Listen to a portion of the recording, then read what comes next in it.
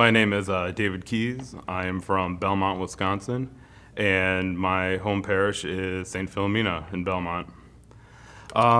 Story really begins when I was going to college that I was really hoping for like a strong Catholic community, because where I came from, my faith was somewhat strong in high school, but I didn't have any support around me really. So going to Marquette, I really thought I could find a strong Catholic environment.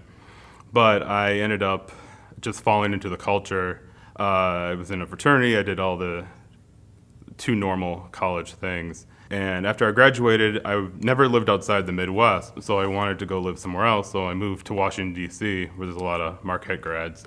So after I moved there, I was really ready to leave the church.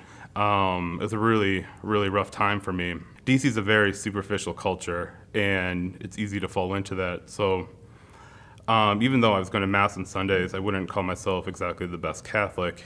And it wasn't until a few years after that, I actually lost my job. I got laid off, along with 20% of the company I was working for at the time.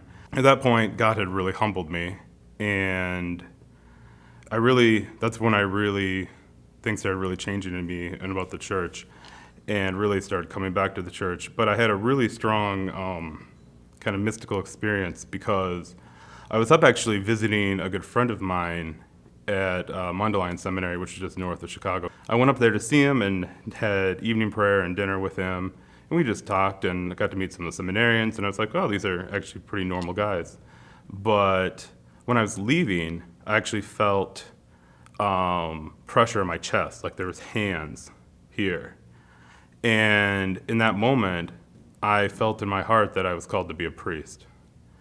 And at that point, anytime I was still for the next couple of days, I could feel that.